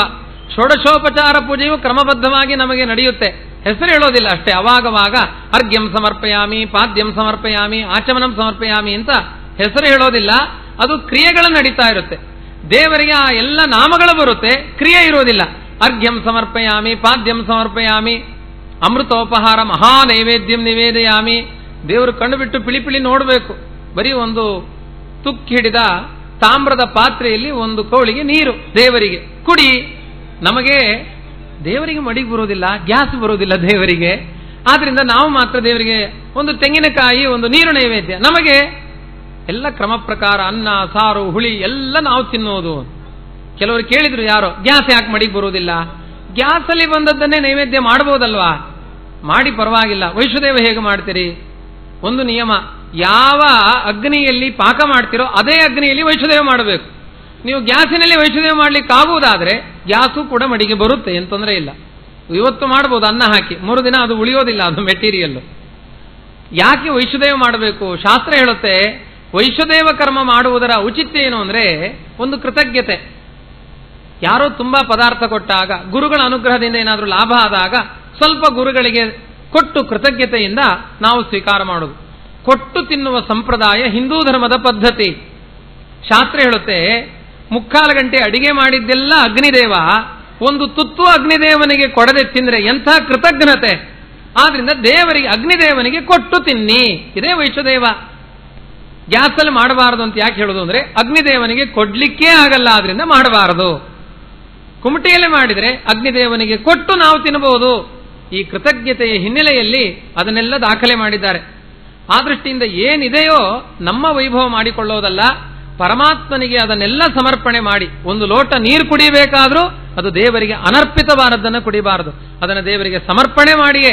ಹೆಂಡತಿ, ಮಕ್ಕಳು ಏನಿದೆ ಎಲ್ಲವನ್ನೂ ಭಗವಂತನಿಗೆ ಸಮರ್ಪಣೆ ಮಾಡಿ, ನೀನು ಕೊಟ್ಟಿದ್ದು ಅನ್ನುವ ಭಾವನೆಯಿಂದ ನಾನು ಸ್ವೀಕಾರ ಮಾಡ್ತೇನೆ ಅಂತ ಇಂತಹ ಸಂಕಲ್ಪವನ್ನು ನೀವು ಮಾಡಿ ಅಂತ ಇಷ್ಟೆಲ್ಲ ಪ್ರಾತಃ ಸಂಕಲ್ಪ ಗದ್ಯದಲ್ಲಿ ನಿರೂಪಣೆ ಮಾಡಿ ಕೊನೆಗೆ ರಾಯರು ಹೇಳ್ತಾರೆ, ಮದಾಜ್ಞಾಕಾರಿಭಿಹಿ ವಿದ್ಯಾ ಸಂಬಂಧಿಭಿಹಿ ದೇಹ ಸಂಬಂಧಿಭಿಶ್ಚ. ರಾಯರಿಗೆ ಯಾರು ದೇಹ ಸಂಬಂಧಿಗಳು ಅಂತ ಪ್ರಶ್ನೆ ಬರುತ್ತೆ. ಅದೇ ಪೂರ್ವಾಶ್ರಮದವರು, ಆ ಥರ ಅಭಿಪ್ರಾಯ ಅಲ್ಲ. ರಾಯರು ದೇಹ ಸಂಬಂಧಿಭಿಹಿ ಅಂತ ಹೇಳಿದ್ದು ನಮಗೆ ಹೇಳಿದ್ದು. ಅದು ವಿಶೇಷವಾಗಿ ನಾವು ಮಾಡಬೇಕಾದ ಕರ್ತವ್ಯಗಳಿದು ಅನ್ನುವುದನ್ನ ಜಗತ್ತಿಗೆ ಬೋಧನೆ ಮಾಡಿದ್ದು ರಾಯರು. ನಮ್ಮ ಮಾತುಗಳನ್ನು ಯಾರು ಕೇಳ್ತಾರೆ? ಹೆಂಡತಿ, ಮಕ್ಕಳು, ಶಿಷ್ಯರು, ದೇಹಕ್ಕೆ ಸಂಬಂಧಪಟ್ಟ ಜ್ಞಾತಿಗಳೇನಿದ್ದಾರೆ ಅವರ ಕೈಯಲ್ಲೆಲ್ಲ ಈ ವಾಯುದೇವರ ವ್ಯಾಪಾರ, ಭಗವಂತನ ವ್ಯಾಪಾರ, ಅದನ್ನೆಲ್ಲವನ್ನೂ ಕೂಡ ಅರ್ಥ ಮಾಡಿಸಿ ಉಚಿತವಾದ ಸತ್ಕರ್ಮಾನುಷ್ಠಾನಕ್ಕೆ ಅವರನ್ನೆಲ್ಲ ಸೆಳೆದು ತನ್ನಿ ಎನ್ನುವ ಅಭಿಪ್ರಾಯದಿಂದ ರಾಯರು ನಮಗೆ ಉಪದೇಶ ಮಾಡ್ತಾ ಇದ್ದಾರೆ. ತದೀಯೈಹಿ ಅಶೇಷ ಜನೈಹಿ ತತ್ತತ್ ಸರ್ವಕರ್ಮ ಕರ್ತೃತ್ವ ಕಾರಯಿತೃತ್ವ ಅನುಸಂಧಾನ ಪೂರ್ವಕಂ. ಕೊನೆಯ ಮಾತು ತುಂಬಾ ಅತ್ಯಂತ ಭಗವದ್ಗೀತೆಯ ಸಾರರೂಪವಾದ ಮಾತು. ಕರ್ತೃತ್ವ ಕಾರಯಿತೃತ್ವ ಅನುಸಂಧಾನ ಪೂರ್ವಕಂ. ಸಕಲ ಕರ್ಮಗಳ ಕರ್ತಾರ ಪರಮಾತ್ಮನಾಗಿದ್ದಾನೆ, ಅದರ ಭೋಕ್ತಾರನು ಕೂಡ ಪರಮಾತ್ಮನಾಗಿದ್ದಾನೆ. ಕೃಷ್ಣಾರ್ಪಣಮಸ್ತು ಅಂತ ಅಹಂಕಾರ ಇಟ್ಟುಕೊಂಡು ಸಮರ್ಪಣೆ ಮಾಡಿದ್ರೆ ಕೃಷ್ಣ ಅಂತ ಒಬ್ಬ ಅಸುರನೂ ಇದ್ದಾನಂತೆ, ಅವನಿಗೆ ಅರ್ಪಿತ ಆಗುತ್ತೆ ಅದು. ಕೃಷ್ಣಾರ್ಪಣಮಸ್ತು ಅನ್ನುವುದರ ಅಭಿಪ್ರಾಯ ಏನು? ಭಗವದ್ಗೀತೆ ಹೇಳುತ್ತೆ, ಎಲ್ಲಾ ಕರ್ಮಗಳ ಕರ್ತಾರ ಭಗವಂತನಾಗಿದ್ದಾನೆ, ಭೋಕ್ತಾರ ಭಗವಂತನಾಗಿದ್ದಾನೆ ಎನ್ನುವ ಅನುಸಂಧಾನವೇ, ಕರ್ತೃತ್ವ ಭೋಕ್ತೃತ್ವಗಳ ಅನುಸಂಧಾನವೇ ಕೃಷ್ಣಾರ್ಪಣ. ಇದು ಮಧ್ವ ಮತದಲ್ಲಿ ಇರುವಂತಹ ಅಸಾಧಾರಣ ಧರ್ಮ. ಇಂಥ ಧರ್ಮ ಇನ್ನು ಯಾವ ಮತಗಳಲ್ಲಿಯೂ ಕೂಡ ಇಲ್ಲ. ಭಗವಂತನೇ ಕರ್ತಾರನಾಗಿದ್ದಾನೆ, ಅವನೇ ಭೋಕ್ತಾರನಾಗಿದ್ದಾನೆ ಎನ್ನುವ ಅನುಸಂಧಾನ ಪ್ರತಿ ಕರ್ಮದಲ್ಲಿಯೂ ಕೂಡ ಇರಬೇಕು. ಈ ಅನುಸಂಧಾನ ಪೂರ್ವಕವಾಗಿ ಕಾರಯಿಷ್ಯೆ ಕರಿಷ್ಯೆ ಕಾರಯಿಷ್ಯೆ, ನಾನು ಮಾಡ್ತೇನೆ, ಇನ್ನೊಬ್ಬರ ಕೈಲಿ ಮಾಡಿಸ್ತೇನೆ ಈ ಕರ್ಮ ಅನ್ನುವ ಎಲ್ಲ ಯೂನಿವರ್ಸಲ್ ಆಗಿ. ಬಹುತೇಕ ಇದು ರಾಘವೇಂದ್ರ ಸಪ್ತಾಹಕ್ಕೆ ಅನ್ವರ್ಥಕವಾದ ಮಾತು, ಕರಿಷ್ಯೆ ಕಾರಯಿಷ್ಯೆ ಅಂತ. ನಾವು ಮಾಡ್ತೇವೆ, ಮಾಡಿಸ್ತೇವೆ ಇನ್ನೊಬ್ಬರ ಕೈಯಲ್ಲಿ ಅಂತ. ಇದು ರಾಯರು ಸ್ವತಃ ಅಂತ ಧರ್ಮಗಳನ್ನೆಲ್ಲ ಅನುಷ್ಠಾನ ಮಾಡಿ, ಏನು ರಾಯರ ಪೂರ್ವಜನ್ಮದ ಚರಿತ್ರೆಯನ್ನೆಲ್ಲ ನೋಡಿದರೆ ಎಂಥ ವಿಹಿತ ಧರ್ಮ ಆಚರಣೆಯಲ್ಲಿ ರಾಯರಿಗಿರುವ ನಿಷ್ಠೆ. ನಮಗೆ ಊಟ ಇಲ್ಲ, ತೈಲಾಭ್ಯಂಗಂ ವತ್ಸರಸ್ಸೇಕವಾರಂ, ಆ ತರದ ಮಾತುಗಳಿದ್ದಾವೆ. ಲಬ್ಧಂ ಚೇತದ್ ಭುಜ್ಯತೆ ಹಂತ ಭೂಮೌ, ಎಣ್ಣೆ ಇಲ್ಲ, ಅಕಸ್ಮಾತ್ ಪದಾರ್ಥ ಸಿಕ್ಕಿದ್ರೆ ತಿನ್ಲಿಕ್ಕೆ ತಟ್ಟೆ ಇಲ್ಲ. ಎಂಥ ಕಡು ದಾರಿದ್ರ್ಯದಲ್ಲಿಯೂ ವಿಹಿತ ಧರ್ಮಗಳನ್ನು ಬಿಡ್ಲಿಲ್ಲಂತೆ ರಾಯರು. ಪ್ರತಿನಿತ್ಯವೂ ಕೂಡ ವಿಹಿತ ಧರ್ಮಾನುಷ್ಠಾನಗಳನ್ನು ಮಾಡ್ತಾ ಇದ್ರು, ದೇವರ ಪೂಜೆ ಮಾಡ್ತಾ ಇದ್ರು, ಶಿಷ್ಯರಿಗೆ ಪಾಠಗಳನ್ನು ಹೇಳ್ತಾ ಇದ್ರು. ಪಾಠ ಹೇಳಬೇಕಾದ್ರೆ ಎಂಥ ಕರುಣೆ! ಭಗವಂತನ ಕರುಣೆಗೆ ಪ್ರತೀಕ ಅವರ ಶಿಷ್ಯರನ್ನ ಭಕ್ತರನ್ನು ನೋಡಬೇಕು. ರಾಯರಳಿ ಎಂತಹ ಕರುಣೆ! ಒಂದು ವೇಳೆ ಊಟ ಮಾಡದೆ ನಾನು ಕೂತ್ರೆ ಶಿಷ್ಯರಿಗೆ ಪಾಠ ಕೇಳಬೇಕಾದ್ರೆ ಇವತ್ತು ಯಾಕೆ ಗುರುಗಳು ಅಂಗಾರಾಕ್ಷತೆ ಹೆಚ್ಚಿಕೊಂಡಿಲ್ಲ, ಯಾಕೆ ಊಟ ಮಾಡಲಿಲ್ಲ ಅಂತ ಪಾಠ ಕೇಳುವುದರಲ್ಲಿ ಎಲ್ಲಿ ಉದಾಸೀನ ಮಾಡ್ತಾರೋ ಅಂತ ಆದರಾದ್ ಭೋಕ್ತೃ ಚಿನ್ನ ತುಂಬ ಪ್ರೀತಿಯಿಂದ ಅಂಗಾರಾಕ್ಷತೆಯನ್ನು ಹಚ್ಚಿಕೊಂಡು ನಂದು ಊಟ ಆಗಿದೆ ಅಂತ. ಊಟ ಆದವರೇ ಇನ್ನೂ ಡಿಮ್ ಆಗಿರ್ತಾರೆ, ಊಟ ಆದ ಮೇಲೆ ಒಂದು ಆಲಸ್ಯ ಇರುತ್ತೆ. ಊಟ ಮಾಡದೆ ಚೈತನ್ಯ, ವಿಶೇಷವಾಗಿ ರಾಯರಲ್ಲಿ ಊಟ ಮಾಡದೆ ಎಷ್ಟೋ ದಿನಗಳ ಕಾಲ ಸಪ್ತಾಹ ಪದ್ಧತಿಯಲ್ಲಿ ಭೋಜನಾಭಾವ. ನಮ್ದು ಸಪ್ತಾಹ ಪದ್ಧತಿಯಲ್ಲಿ ಭೋಜನ ವೈಭವ. ಆ ಸಪ್ತಾಹ ಊಟಗಳೇ ಇಲ್ಲ, 7 ದಿನ 10 ದಿನ.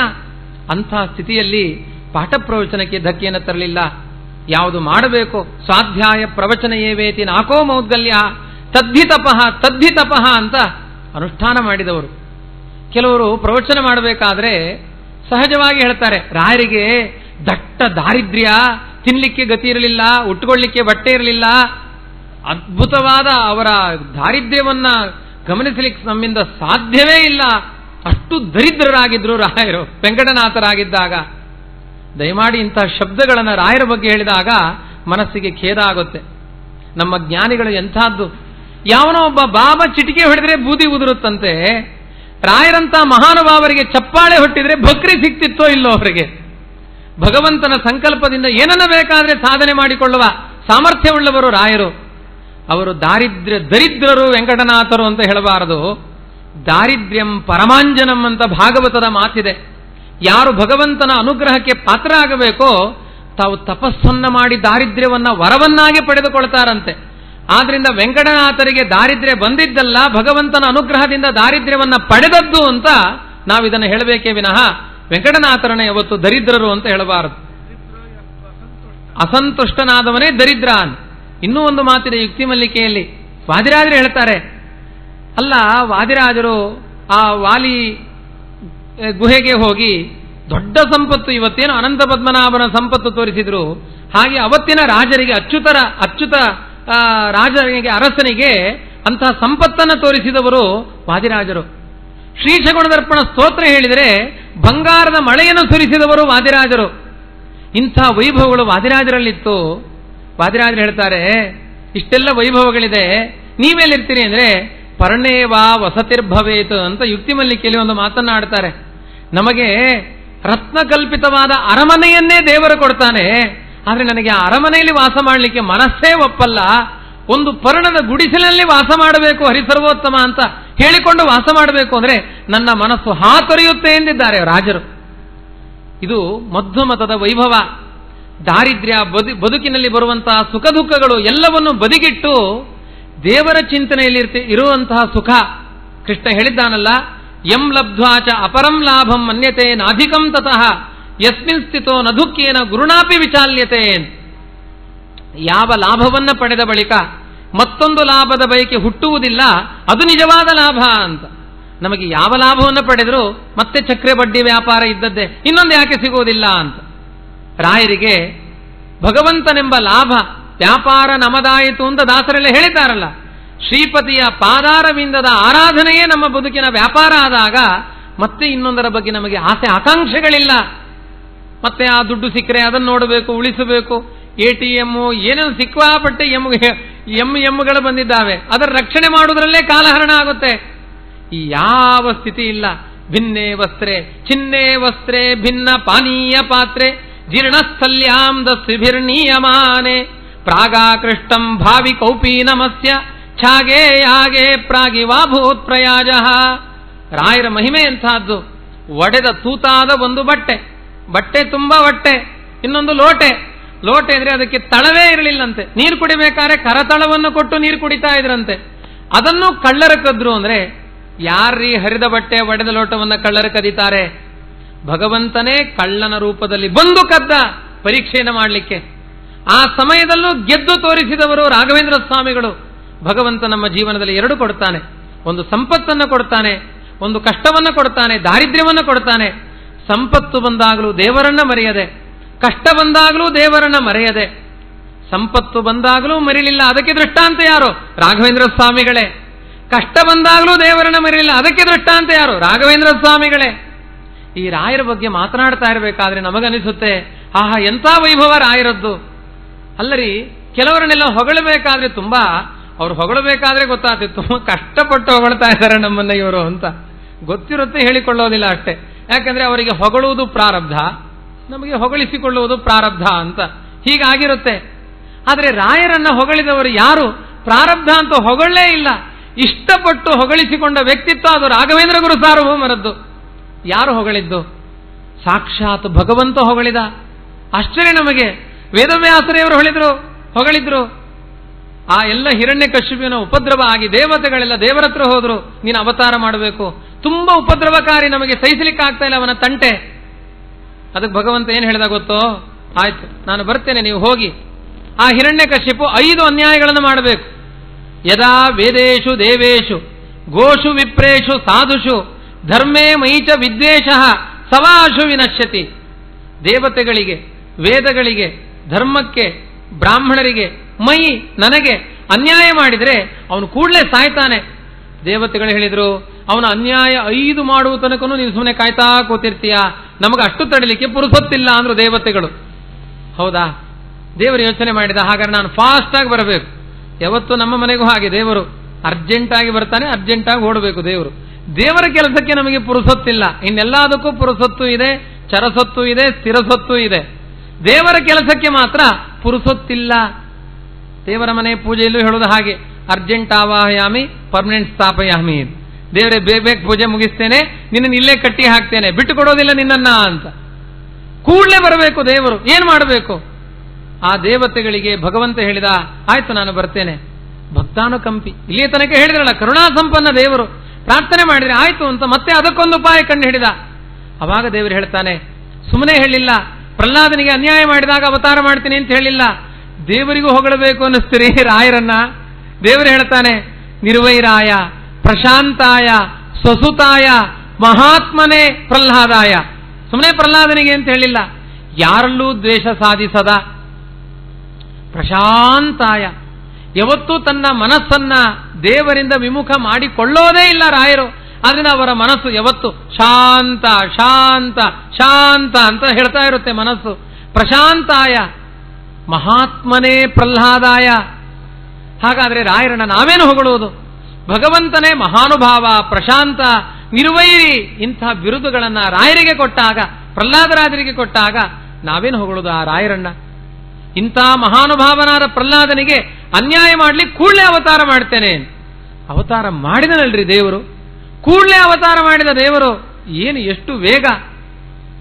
ಅವಲ್ಲಿ ಆದರೆ ಗಜೇಂದ್ರ ಮೋಕ್ಷದ ಕಥೆ ಕೇಳಿದ್ದೀರಿ ನೀವು, ಮುಂದೆ ಕೇಳಲಿಕ್ಕಿದೆ 8ನೇ ಸ್ಕಂದದಲ್ಲಿ. ಅಲ್ಲಿ ಆದರೆ ಗಜರಾಜ 12,000 ವರ್ಷಗಳ ಕಾಲ ತುಂಬಾ ಧ್ಯಾನಗಳನ್ನು ಮಾಡಿದ, ಕೊನೆಗೆ ಪುಷ್ಪವನ್ನು ತೆಗೆದ, ನಾರಾಯಣ ಅಖಿಲ ಗುರು ಭಗವನ್ ನಮಸ್ತೆಯಿಂದ ದೇವರು ಕೂಡ ವೈಕುಂಠ ಲೋಕದಿಂದ ಓಡಿ ಬಂದ. ಮಗು ಕರೀತಾ ಇದೆ, 6 ವರ್ಷದ ಬಾಲಕ, ಏನು ತುಂಬಾ ದಿನ ನಿಂತಿದ್ದಲ್ಲ. ರಾತ್ರಿ ಒಂದು ದೊಡ್ಡ ಭಯಾನಕವಾದ ಘಟನೆ ನಡೆದಿತ್ತು. ಹಿರಣ್ಯಕಶ್ಯಪು ಸಮುದ್ರದ ಒಳಗಡೆ ಹೋಗಿ ಪ್ರಹ್ಲಾದನನ್ನ ಎಸೆದು ಬಂದಿದ್ದ. ಬೆಳಿಗ್ಗೆ ಆಗಬೇಕಾದ್ರೆ ರಾತ್ರಿ ಮಧ್ಯರಾತ್ರಿಯಲ್ಲೇ ಬಂದು ಪ್ರಹ್ಲಾದರಾಜರನ್ನ ನರಸಿಂಹ ಕರ್ಕೊಂಡು ಬಂದು ಬಾಗಿಲು ತಟ್ಟಿಸಿದ. ಬಾಗಿಲು ತೆಗೆದ ಹಿರಣ್ಯಕಶ್ಯಪು, ಪ್ರಹ್ಲಾದರಾಜರು ಎದುರುಗಡೆ ಇದ್ರು. ಆಶ್ಚರ್ಯ ಆಯಿತು ಅವನಿಗೆ, ಹಿರಣ್ಯಕಶ್ಯಪುವಿಗೆ. ಮಹಾನುಭಾವ ಪ್ರಹ್ಲಾದ ಹಿರಣ್ಯಕಶ್ಯಪುವಿನ ಬಾಯಲ್ಲಿ ಹೇಳ್ತಾನೆ, ಮಹಾನುಭಾವ ಪ್ರಹ್ಲಾದ, ಯಾರಿಂದ ನೀನು ರಕ್ಷಿಸಲ್ಪಟ್ಟಿ? ಹಿರಣ್ಯಕಶ್ಯಪುವೇ ಪ್ರಹ್ಲಾದರಾಜರನ್ನ ಮಹಾನುಭಾವ ಅಂತ ಹೇಳಿದ ಮೇಲೆ, ನಾವು ಪ್ರಹ್ಲಾದರಾಜರನ್ನ ಮಹಾನುಭಾವರು ಅಂತ ಹೇಳಿಲ್ಲ ಅಂದ್ರೆ, ರಾಯರನ್ನ ಮಹಾನುಭಾವರು ಅಂತ ಹೇಳಿಲ್ಲ ಅಂದ್ರೆ, ಹಿರಣ್ಯಕಶ್ಯಪುವಿಗಿಂತ ಕಡೆ ಅಂತ ಅರ್ಥ. ಮಹಾನುಭಾವ ಯಾರಿಂದ ರಕ್ಷಿತನಾದಿ? ಭಗವಂತನಿಂದ. ಎಲ್ಲಿದ್ದಾನೆ ಭಗವಂತ? ಅದ್ಭುತವಾದ ವ್ಯಾಪಾರ. ಮರುದಿನ ಬೆಳಿಗ್ಗೆ ಕ್ವಾಸು, ಎಲ್ಲಿದ್ದಾನೆ ದೇವರು? ಸಹ ಸರ್ವತ್ರ. ಕಸ್ಮಾಸ್ತಂಬೇನ, ಕಂಬದಲ್ಲಿ ಯಾಕಿಲ್ಲ? ದೃಶ್ಯತೆ, ನನ್ನ ಕಣ್ಣಿಗೆ ಕಾಣಿಸ್ತಾ ಇದ್ದಾನೆ. ಹೌದಾ? ನಿನ್ನ ಕಣ್ಣಿಗೆ ಕಾಣಿಸ್ತಾ ಇದ್ದಾನ? ಅವನ ತಲೆಯನ್ನ ತುಂಡು ಮಾಡ್ತೇನೆ ಅಂತ ಖಡ್ಗವನ್ನು ಹಿರಿದು, ಮುಷ್ಟಿಯನ್ನ ಬಿಗಿದು, ಕಾಲಿನಿಂದ ಝಾಡಿಸಿ, ಮುಷ್ಟಿಯಿಂದ ಪ್ರಹಾರವನ್ನ ಮಾಡುವ ಕಾಲಕ್ಕೆ ಭಗವಂತನ ಅವತಾರ ಆಯಿತು, ನರಸಿಂಹನ ಅವತಾರ. ನೋಡಿ ಎಷ್ಟು ದೊಡ್ಡ ತತ್ವ ಇಲ್ಲಿ ಅಡಕವಾಗಿದೆ. ಕಥೆ ಕೇಳಿದ್ದೀರಿ ನೀವು. ನರಸಿಂಹ ಗಜರಾಜ ಕರೆದಾಗ ವೈಕುಂಠದಿಂದ ಓಡಿ ಬಂದ. ಪ್ರಹ್ಲಾದ ಕರೆದಾಗ ಕಂಬದಿಂದಲೇ ಎದ್ದು ಬಂದ. ತಕ್ಷಣದಲ್ಲೇ ಬಂದ ಭಗವಂತ. ಪ್ರಹ್ಲಾದರಾಜರಿಗೆ ಎಷ್ಟು ಬೇಗ ಒಲಿದ. ಜಗತ್ತೆಲ್ಲ ಹೆದರಿತು ನರಸಿಂಹನನ್ನು ನೋಡಿ. ಪ್ರಹ್ಲಾದರಾಜರು ಹೇಳ್ತಾರೆ, ನಿನ್ನನ್ನು ನೋಡಿ ನನಗೆ ಹೆದರಿಕೆ ಆಗಲ್ಲ ಅಂದ್ರು. ಬೆಳಿಗ್ಗೆ ಪ್ರವಚನ ಮಾಡಿದ್ರಲ್ಲ, ಸಖ ತ್ವಮೇವ ಮಾತಾ ಚ ಪಿತಾ ತ್ವಮೇವ ತ್ವಮೇವ ಬಂಧುಶ್ಚ ಸಖಾ ತ್ವಮೇವ ತ್ವಮೇವ ವಿದ್ಯಾ ದ್ರವಿಣಂ ತ್ವಮೇವ ತ್ವಮೇವ ಸರ್ವಂ ಮಮ ದೇವ ದೇವ. ನನ್ನ ಬದುಕಿನ ಸರ್ವಸ್ವ ನಿನ್ನನ್ನು ನೋಡಿದ್ರೆ ನನಗೆ ಯಾಕೆ ಅಂಜಿಕೆ? ನನಗೆ ಹೆದರಿಕೆ ನಿನ್ನಿಂದ ಅಲ್ಲ. ತ್ರಸ್ತೋಸ್ಮ್ಯಹಂ ಕೃಪಣ ವತ್ಸಲ ದುಸ್ಸಹೋಗ್ರ ಸಂಸಾರ ದುಃಖ ಕದನಾತ್ ಕೃಶತಾಂ ಪ್ರಣೀತಃ ನಾಹಂ ಬಿಬೆ ಮೆಜಿತತೇತಿ ಭಯಾನಕಸ್ಯ ಜಿಗ್ಮಾಗ್ನಿ ನೇತ್ರ ಭೃಕುಟಿ ಕಟುಕೋಗ್ರದಂತ್ರ.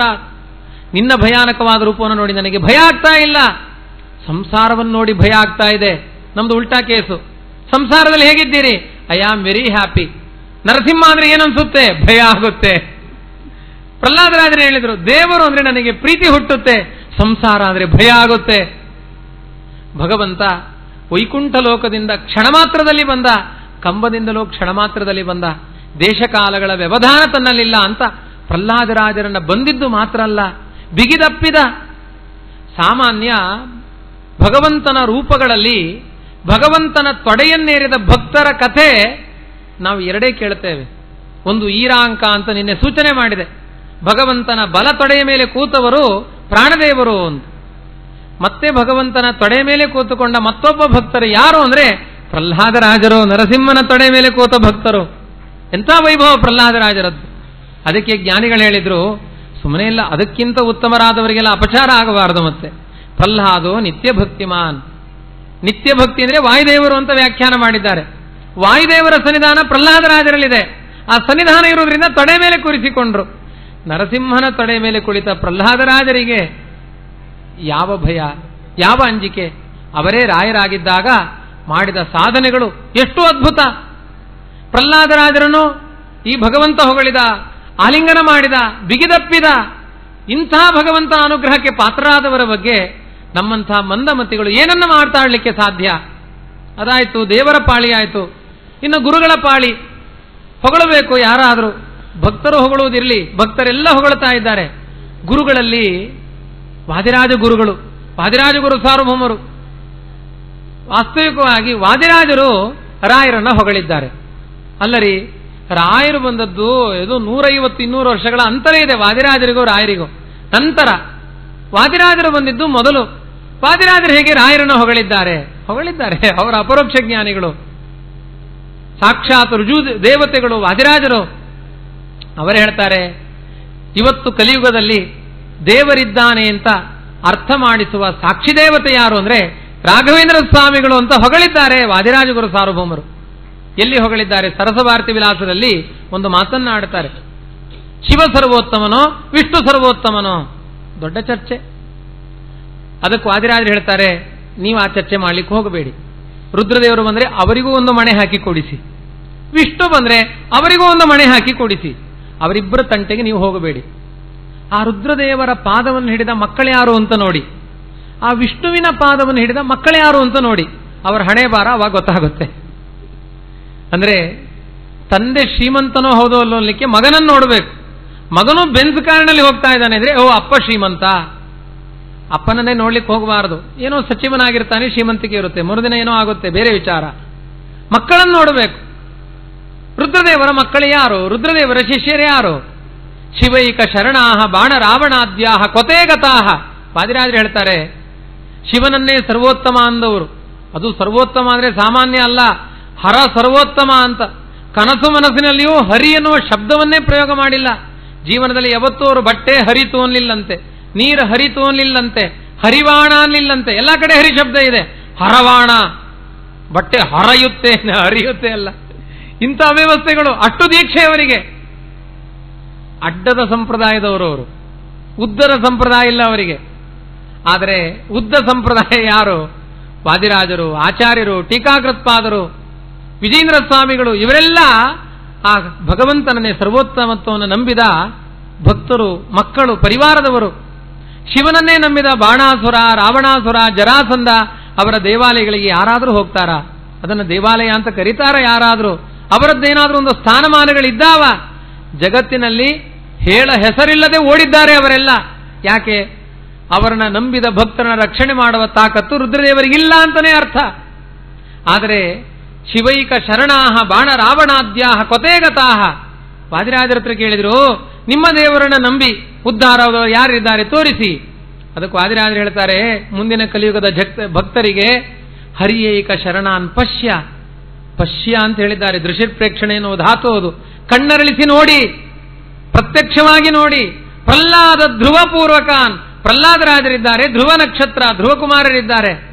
ಪ್ರಹ್ಲಾದರಾಜರು ಅಂದ್ರೆ ಏನು? ಮನೆ ಮನೆಗಳಲ್ಲಿಯೂ ರಾಘವೇಂದ್ರ ಸ್ವಾಮಿಗಳು, ಎಲ್ಲ ಕಡೆ ರಾಯರು. ಒಬ್ಬ ಆಟೋ ಡ್ರೈವರು ಕೂಡ ರಾಯರ ಹೆಸರಿಗೆ ಹೇಳಿಕೊಂಡು ಬದುಕುತ್ತಾನೆ. ಇವತ್ತು ಭಗವಂತನ ಸರ್ವೋತ್ತಮತ್ವ ಎಲ್ಲಾ ಕಡೆ ಗೊತ್ತಿದೆಯೋ ಇಲ್ಲೋ, ಇಂಟರ್ನ್ಯಾಷನಲ್ ಫೇಮಸ್ ರಾಘವೇಂದ್ರ ಸ್ವಾಮಿಗಳು.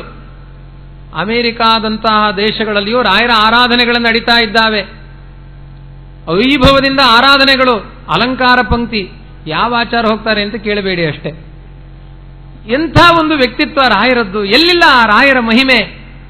ಇದು ಕಲಿಯುಗದಲ್ಲಿ ಸಾಕ್ಷಿ ದೇವತೆಯಾಗಿ ನಿಲ್ಲಿಸಿದ ಕೀರ್ತಿ. ಅದು ಆ ನಿಂತಿರುವ ಕೀರ್ತಿ ಅದು ರಾಘವೇಂದ್ರ ಸ್ವಾಮಿಗಳಿಗೆ ಅಂತ ಸೂಚನೆ ಮಾಡಿದ್ದಾರೆ. ಪಶ್ಯ ಪ್ರಹ್ಲಾದ ಧ್ರುವಪೂರ್ವಕಾನ್. ಧ್ರುವ ನಕ್ಷತ್ರ, ಪ್ರಹ್ಲಾದರಾಜರು. ಇದು ರಾಯರ ಮಹಿಮೆ. ಭಗವಂತ ಹೊಗಳುತ್ತಾನೆ. ಪ್ರಾಣದೇವರೇ ಒಳಗಡೆ ಕೂತಿದ್ದಾರೆ. ವಾದಿರಾಜರು ಹೊಗಳುತ್ತಾರೆ. ಎಂಥದ್ದು ಆ ರಾಯರ ಮಹಿಮೆ! ಅದನ್ನೇ ದೃಷ್ಟಿಯಲ್ಲಿಟ್ಟುಕೊಂಡು ಅಪ್ಪಣ್ಣಾಚಾರ್ಯರು ಅಗಮ್ಯ ಮಹಿಮಾಲೋಕೆ ರಾಘವೇಂದ್ರೋ ಮಹಾಯಶಾಹ. ರಾಯರು ಅಂದರೆ ನಮಗೆ ತಿಳಿಯದ ವ್ಯಕ್ತಿತ್ವ, ದೇವತೆಗಳೇ ಆಶ್ಚರ್ಯಪಡಬೇಕಾದ್ರೆ ಆ ರಾಯರ ಮಹಿಮೆ ಎಂತಹದ್ದು. ಇದಕ್ಕೆ ಮುಖ್ಯ ಕಾರಣ ಆಪತ್ತು ಬಂದಾಗಲೂ ದೇವರ ವಿಸ್ಮರಣೆ ಅವರ ಜೀವನದಲ್ಲಿ ಉಂಟಾಗಲಿಲ್ಲ. ಅದಕ್ಕೋಸ್ಕರನೇ ತತ್ಸಂಸ್ಮೃತಿ ಪೂರ್ವಕಂ, ಯಾವಾಗಲೂ ದೇವರ ಸ್ಮರಣೆ ಮಾಡಿಕೊಂಡೇ ಇದ್ದವರು ರಾಘವೇಂದ್ರ ಸ್ವಾಮಿಗಳು. ನಾನು ಯಾವಾಗಲೂ ಹೇಳುವುದುಂಟು, ನಮ್ಮದು ಮಧ್ವಮತ ತಾರತಮ್ಯ ಇಲ್ಲಿ ಪ್ರಧಾನವಾದ ಅಂಶ. ಆ ತಾರತಮ್ಯದಲ್ಲಿ 19ನೇ ಕಕ್ಷೆಯಲ್ಲಿ ಪ್ರಹ್ಲಾದರಾಜರು ಬರ್ತಾರೆ. ವಾಯುದೇವರ ಸನ್ನಿಧಾನದ ಆಧಿಕ್ಯದಿಂದ 16 ಕಕ್ಷೆಯಲ್ಲೂ ಸೇರಿಸ್ತೇವೆ ಅಂತಾರೆ ಜಗನ್ನಾಥದಾಸರು. 19ನೇ ಕಕ್ಷೆಯಲ್ಲಿ ಬರೋರು ಮತ್ತೊಬ್ಬರು ಶುಕ್ರಾಚಾರ್ಯರು. ನೋಡಿ, ಶುಕ್ರಾಚಾರ್ಯ ಫೇಮಸ್ ಆಗಲಿಲ್ಲ. ಶುಕ್ರ ದೇವಸ್ಥಾನ ಅಂತ ಎಲ್ಲೂ ಇಲ್ಲ. ಶುಕ್ರ ದಶೆ ಅಂತ ಒಂದು ಗೊತ್ತಿದೆ. ಶುಕ್ರ ದಶೆ ಅಂದ್ರೆ ಸಂಪತ್ತು ಸಿಗುತ್ತೆ ಅಂತ ಅರ್ಥ. ಅಂದ್ರೆ ದುಡ್ಡು ಅಂದವರು ಶುಕ್ರಾಚಾರ್ಯರು, ಸಾಫ್ಟ್ವೇರ್ ಇಂಜಿನಿಯರ್ ತರ ಅವರು ಫೇಮಸ್ ಆಗಲಿಲ್ಲ. ಅದೇ ಕಕ್ಷೆಯಲ್ಲಿ ಕ್ಲಾಸ್ಮೇಟ್ ಅವರು ಪ್ರಹ್ಲಾದರಾಜರು ಶುಕ್ರಾಚಾರ್ಯರ ಜೊತೆಗೆ. ಇವರು ಹರಿ ಎಂದವರು ಜಗತ್ತಿನ ತುಂಬಾ ಪ್ರಸಿದ್ಧಿಯನ್ನು ಹೊಂದಿದ್ರು. ದುಡ್ಡು ಅಂದ್ರೆ ನೀವು ಶುಕ್ರಾಚಾರ್ಯರಾಗ್ತೀರಿ, ಹರಿ ಅಂದ್ರೆ ನೀವು ಪ್ರಹ್ಲಾದರಾಜರಾಗ್ತೀರಿ ಎನ್ನುವುದನ್ನ ಅಲ್ಲೇ ತೋರಿಸ್ತಾ ಇದ್ದಾರೆ ನಮಗೆ. ವಿಶೇಷವಾಗಿ ಪ್ರಹ್ಲಾದರಾಜರು ರಾಯರು ವೃಂದಾವನದಲ್ಲಿ ಸನ್ನಿಹಿತರಾಗಿದ್ದಾರೆ. ಚಲವೃಂದಾವನದಲ್ಲಿ ತಂದಿದ್ದಾರೆ ಪರಿಮಳಾಚಾರ್ಯರು. ಚಲವೃಂದಾವನ ಏನ್ ಮಾಡ್ತಾ ಇದ್ದಾರೆ ರಾಯರು? ಪಟ್ಟಾಭಿಷೇಕ ಅಂತ ತಮ್ಮ ತಲೆಯ ಮೇಲೆ ಅಭಿಷೇಕ ಮಾಡಿಸಿಕೊಳ್ಳುವುದು ರಾಯರಿಗೆ ವೈಭವ ಅಲ್ಲ. ತಲೆಯ ಒಳಗಡೆ ನಿತ್ಯ ಅಭಿಷೇಕ ಅವರಿಗೆ. ಭಗವಂತನ ಗುಣಾನುಸಂಧಾನವೆಂಬ ಅಭಿಷೇಕವನ್ನು ನಿತ್ಯ ಮಾಡಿಕೊಳ್ತಾ ಇರುವ ಮಹಾನುಭಾವರು ರಾಘವೇಂದ್ರ ಸ್ವಾಮಿಗಳು. ಓಂಕಾರದ ಉಪಾಸನೆ ಮಾಡ್ತಾ ಇದ್ದಾರೆ. ಓಂಕಾರದ 4 ರೂಪಗಳು, ರಾಮ, ಕೃಷ್ಣ, ನರಸಿಂಹ, ವರಾಹ ಅಂತ. ವರಾಹ, ಹಯಗ್ರೀವ ಎಲ್ಲ ಒಟ್ಟಿಗೆ ಇರುವಂತಹದ್ದು. ರಾಯರು ಕೃಷ್ಣನ ಆರಾಧನೆಯನ್ನು ಮಾಡ್ತಾ ಇದ್ದಾರೆ, ರಾಮನ ಆರಾಧನೆಯನ್ನು ಮಾಡ್ತಾ ಇದ್ದಾರೆ, ನರಸಿಂಹನ ಉಪಾಸನೆಯನ್ನು ಮಾಡ್ತಾ ಇದ್ದಾರೆ. ವಿಶೇಷವಾಗಿ ಆ ಓಂಕಾರ ಪ್ರತಿಪಾದ್ಯನಾದ ಹಯಗ್ರೀವ ಸಕಲ ಮಂತ್ರಗಳ ದ್ರಷ್ಟಾರ, ಅವನ ಉಪಾಸನೆಯನ್ನು ಮಾಡ್ತಾ ಇದ್ದಾರೆ. ಸಾಕ್ಷಿ ಹಯಾಸ್ಯೋತ್ರಹಿ. ಹೀಗೆ ನಿರಂತರ ಭಗವಂತನ ಗುಣಾನುಸಂಧಾನದಲ್ಲೇ ತಮ್ಮ ಬದುಕನ್ನು ತೊಡಗಿಸಿಕೊಂಡಿದ್ದಾರೆ. ಇಂತಹ ರಾಯರ ಮಹಿಮೆಯನ್ನ ಇನ್ನೂ ಅರ್ಥ ಮಾಡಿಕೊಳ್ಳಬೇಕು ಅಂದ್ರೆ ಅವರ ಶಿಷ್ಯರನ್ನು ನೋಡಬೇಕು. ಯಾರು? ಜಗನ್ನಾಥದಾಸರು. ಅವರ ಮಾತುಗಳು ಎಂತಹದ್ದು! ಹರಿಕಥಾಮೃತ ಸಾರ, ಮೊದಲನೇ ಮಂಗಳಾಚರಣೆ ಸಂಧಿ. ಆ ಮಂಗಳಾಚರಣೆ ಸಂಧಿಯಲ್ಲಿ ಮಂಗಳ ಪದ್ಯ, ಅದರಲ್ಲೇ ಮಧ್ವಮತರ ತಾರತಮ್ಯ ಎಲ್ಲ ಹೇಳಿದ್ದಾರೆ. ಅಲ್ಲಿ ಒಂದು ಸ್ವಾರಸ್ಯ ಹೇಳಿದ್ದಾರೆ. ಏನಂತ? ಕೊನೆಗೆ ಕೈವಲ್ಯದಾಯಕ ನಾರಸಿಂಹ.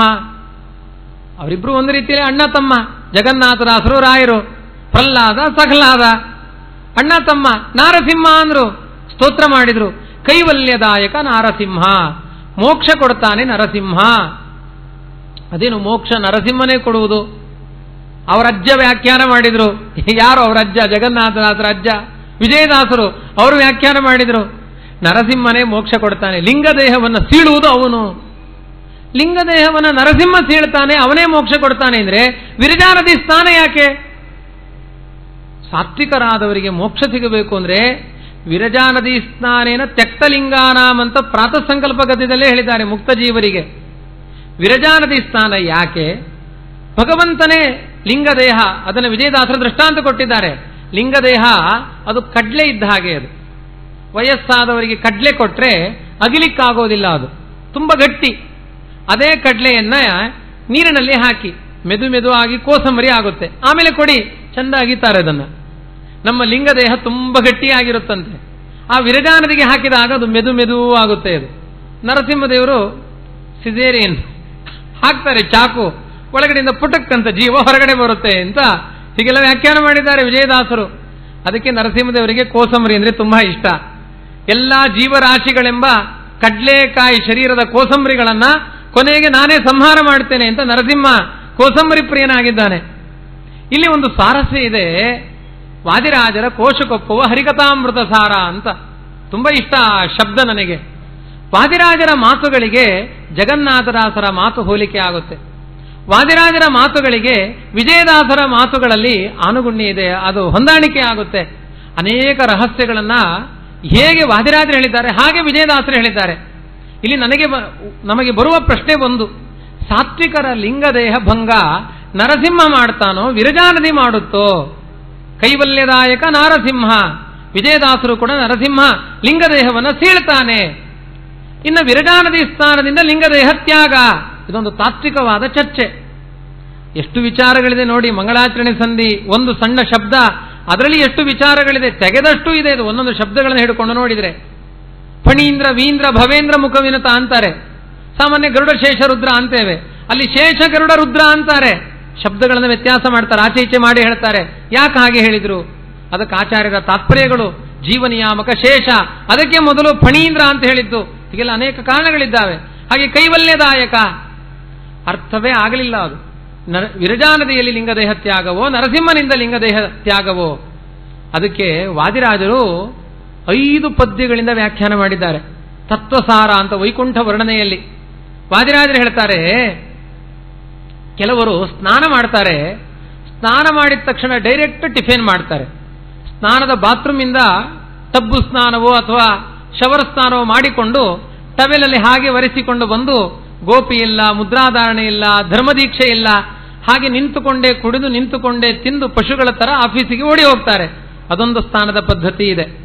ಇನ್ನೊಂದು ಸ್ನಾನದ ಪದ್ಧತಿ ಇದೆ. ಏನು? ಮೊದಲು ಬಿಸಿ ನೀರಿನ ಸ್ನಾನ ಮಾಡಿ. ಆ ವಾದಿರಾಜರ ಮಾತು ನೋಡಿದಾಗ ನನಗೆ ವಿದ್ಯಾಮಾನ್ಯರ ಒಂದು ಮಾತು ನೆನಪಾಯಿತು. ವಾಸ್ತವಿಕವಾಗಿ ಧರ್ಮಶಾಸ್ತ್ರದಲ್ಲಿ ಪುರುಷರಾದವರು ದೇವರ ಪೂಜೆಯನ್ನು ಮಾಡಬೇಕಾದ್ರೆ ಪ್ರತಿನಿತ್ಯ ತಲೆ ಮೇಲೆ ತಣ್ಣೀರಿನ ಸ್ನಾನವನ್ನೇ ಮಾಡಬೇಕು ಅಂತ ಇದೆ. ಬಿಸಿನೀರು ಸ್ನಾನ ಮಾಡಬಾರದು. ಯಾರು 7 ದಿನ ಬಿಸಿನೀರು ಸ್ನಾನ ಮಾಡ್ತಾರೋ ಅವರಿಗೆ ಪುನರುಪನಯನ ಆಗಬೇಕು ಅಂತ ಇದೆ. ನಾನಿನ್ನ ಪ್ರವಚನ ನಿಲ್ಲಿಸ್ತೇನೆ, ಮತ್ತೆ ನೀವು ಕೇಳುವುದಿಲ್ಲ ಈ ತರ ಎಲ್ಲ ಹೇಳಿದರೆ. ಹೀಗೆಲ್ಲ ಕಷ್ಟ ಇದೆ ಅಂತ ಹೇಳಿದೆ ನಾನು. ಆದರೆ ವಿದ್ಯಾಮಾನ್ಯ ತೀರ್ಥರು ಹೇಳ್ತಾ ಇದ್ರು, ಬಿಸಿನೀರು ಸ್ನಾನ ಮಾಡಿಯೇ ತಣ್ಣೀರು ಸ್ನಾನ ಮಾಡಬೇಕು. ಅದೊಂದು ಪದ್ಧತಿ ಇದೆ. ಅಷ್ಟಮಠಗಳಲ್ಲಿಯೂ ಮದ್ದು ಸರೋವರದಲ್ಲಿ ಸ್ನಾನ ಮಾಡಬೇಕಾದ್ರೂ ಕೆಲವೊಮ್ಮೆ ಬಿಸಿನೀರು ಸ್ನಾನ ಮಾಡಿ ಆಮೇಲೆ ತಣ್ಣೀರು ಸ್ನಾನ ಮಾಡ್ತಾರೆ. ಚಳಿ ಆಗುತ್ತೆ ಅಂತಲ್ಲ, ಉಡುಪಿಲಿ ಏನ್ರಿ ಚಳಿ. ಅದಕ್ಕೆ ವಿದ್ಯಾಮಾನ್ಯರು ಹೇಳ್ತಾ ಇದ್ರು, ಬಿಸಿನೀರು ಮೈ ಮೇಲೆ ಹಾಕಿದ್ರೆ ಮೈಯೆಲ್ಲ ಉಬ್ಬುತ್ತಂತೆ. ಅವಾಗ ಅಂದ್ರೆ ಎಲ್ಲ ರೋಮರಂಧ್ರಗಳೆಲ್ಲ ಅರಳಿಕೊಳ್ಳುತ್ತೆ. ಅಲ್ಲೆಲ್ಲ ನೀರು ಹೋಗಲಿಲ್ಲ ಅಂದ್ರೆ ನೀರು ಹೋಗಲಿಕ್ಕೆ ಅವಕಾಶ ಆಗುತ್ತೆ. ಆವಾಗ ದೇಹ ಸರಿಯಾಗಿ ಮಡಿಯಾಗುತ್ತೆ. ಅದಕ್ಕೆ ಮೊದಲು ಬಿಸಿನೀರು ಸ್ನಾನ, ಆಮೇಲೆ ತಣ್ಣೀರು ಸ್ನಾನ. ಇದೇ ದೃಷ್ಟಾಂತವನ್ನೇ ವೈಕುಂಠ ವರ್ಣನೆಯಲ್ಲಿ ವಾದಿರಾಜರು ಹೇಳಿದ್ದಾರೆ. ನೀವು ಕೇಳಿದ ಪ್ರಶ್ನೆಗೆ ಉತ್ತರ ಇಲ್ಲಿದೆ. ಅದು ಮಾತನಾಡುವ ಪದ್ಧತಿಯೇ ಹಾಗೆ. ವಿದ್ಯಾಧೀಶರು ಮಾತನಾಡ್ತಾರೆ, ಎಲ್ಲಿಂದಲೋ ಕಥೆ ಆರಂಭ ಮಾಡ್ತಾರೆ, ಮುಗಿಬೇಕಾದ್ರೆ ಅದು ತತ್ವಕ್ಕೆ ಹೇಗೆ ಸಂಯೋಜನೆ ಆಗಿರುತ್ತೆ ಅನ್ನೋದು ಅನುಭವಿಸಿ ನಿಮಗೇ ಗೊತ್ತು. ಅದು ವಾದಿರಾಜರ ಮಾತಿಗೂ ವಿದ್ಯಾಧೀಶರ ಮಾತಿಗೂ ಸಾಮ್ಯ ಇದೆ. ಅದಕ್ಕಾಗಿ ಮಾತನಾಡ್ತಾರೆ ಅವರು. ವಾದಿರಾಜರ ಸನ್ನಿಧಾನ ಅವರಲ್ಲಿ ಇದೆ ಅಂತ ನಾವು ಅನುಸಂಧಾನ ಮಾಡಬೇಕು. ವಾದಿರಾಜರು ಹಾಗೆ ಮಾತನಾಡ್ತಾರೆ ನೋಡಿ. ಬಿಸಿನೀರು ಸ್ನಾನ ಮಾಡಿ ತಣ್ಣೀರು ಸ್ನಾನ ಮಾಡೋದು ಇದು ಬ್ರಾಹ್ಮಣರ ಸಂಪ್ರದಾಯ ಅಂತಾರೆ. ಅಂದ್ರೆ ಯಾರು ಹಾಗೆ ಮಾಡೋದಿಲ್ಲ ಅವರು ಬ್ರಾಹ್ಮಣರಲ್ಲ ಅಂತ ಇಂಡೈರೆಕ್ಟ್ ಸ್ಪೀಚ್, ಅದು ಟಾಂಟ್. ಹಾಗೆ ಮಾತನಾಡಿದ್ದಾರೆ ವಾದಿರಾಜರು. ಅದೇನು ಬಿಸಿನೀರು ಸ್ನಾನ, ಅದು ತಣ್ಣೀರು ಸ್ನಾನ. ಅದು ನರಸಿಂಹದೇವರು ಅಂದ್ರೆ ಅದು ಬಿಸಿನೀರಿನ ಸ್ನಾನ. ನರಸಿಂಹದೇವರು ಅಂದ್ರೆ ಬಿಸಿ ಅಲ್ವಾ. ವಿರಜಾನದಿ ಸ್ನಾನ ಅಂದ್ರೆ ಅದು ತಣ್ಣೀರಿನ ಸ್ನಾನ. ಅದು ಅಮ್ಮ ಹಾಕುವ ನೀರು, ಇದು ಅಪ್ಪ ಹಾಕುವ ನೀರು.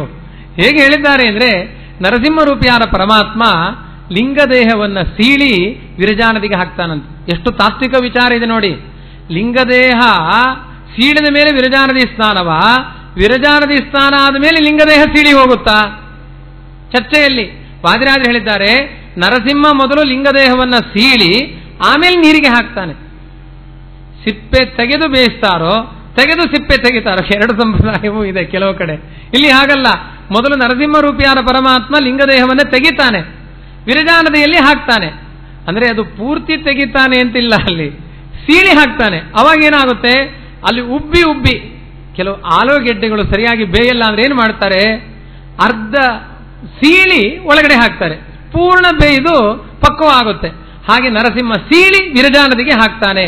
ಅದು ಹೇಗೆ ಅಂದ್ರೆ, ಮೊದಲು ಬಿಸಿನೀರು ಸ್ನಾನ ಮಾಡಿ ಆಮೇಲೆ ತಣ್ಣೀರು ಸ್ನಾನ ಮಾಡಿದ ಹಾಗೆ ನರಸಿಂಹನ ಅನುಗ್ರಹವೂ ಬೇಕು, ಆ ವಿರಜಾನದಿಯ ಸ್ನಾನವೂ ಬೇಕು ಅಂತ 2 ಸ್ನಾನಗಳನ್ನ ಬ್ರಾಹ್ಮಣರು ಒಪ್ಪಿಕೊಂಡ ಹಾಗೆ ನರಸಿಂಹನ ಕರುಣೆ, ವಿರಜಾನದಿ ಸ್ನಾನ ಎರಡೂ ಬೇಕು ನಮಗೆ ಎನ್ನುವುದನ್ನ ಜಗನ್ನಾಥದಾಸರ ಮಾತಿನ ಆ ಹಿನ್ನೆಲೆಯಲ್ಲಿ ನಾವು ಅರ್ಥ ಮಾಡಿಕೊಳ್ಳಬಹುದು. ಕೈವಲ್ಯದಾಯಕ ನಾರಸಿಂಹ ಅಂದ್ರೆ ಮೊದಲು ನಮ್ಮನ್ನ ಎತ್ತಿಕೊಳ್ಳುವನು ನರಸಿಂಹ, ಆಮೇಲೆ ಸಹಜವಾಗಿ ವಿರಜಾನದಿ ಸ್ನಾನ ಅನ್ನೋದು ಇದ್ದಿದ್ದೆ. ವಿರಜಾನದಿ ಸ್ನಾನ ಆಯಿತು ಅಂದ್ರೆ ಮೋಕ್ಷಕ್ಕೆ ಹೋದೆವು ಅಂತಾನೆ ಅರ್ಥ. ನಮಗನ್ನಿಸುತ್ತೆ ಇಂಥ ಒಂದು ಸಜ್ಜನರ ಸಂಘ, ಇಂಥ ಜ್ಞಾನಿಗಳು ಕಲಿಯುಗದಲ್ಲಿ, ನಾನು ನಿನ್ನೆ ಹೇಳ್ತಾ ಇದ್ದೆ ಗುರುಗಳ ಮುಂದೆ, ನಮ್ಮಂತಹ ಪಾಪಿಗಳು ಉದ್ಧಾರ ಆಗಲಿ, ನಿಮ್ಮಂತಹ ಜ್ಞಾನಿಗಳನ್ನು ದೇವರು ಕಲಿಯುಗಕ್ಕೆ ಎಳಕೊಂಡು ಬಂದಿದ್ದಾನೆ. ನಮ್ಮಿಂದ ನಿಮಗೆ ಪ್ರಾರಬ್ಧ ಜಾಸ್ತಿ ಸ್ವಾಮಿ, ಇಲ್ಲದಿದ್ರೆ ನೀವು ಬರುವ ಅಗತ್ಯವೇ ಇಲ್ಲ, ನೀವು ದೇವತೆಗಳು, ಇಂಥವ್ರು ನೀವು ಯಾಕೆ ಬಂದಿದ್ದೀರಿ? ನಮ್ಮಂತಹ ಪಾಪಿ ಜನರನ್ನು ಉದ್ಧಾರ ಮಾಡಲಿಕ್ಕೆ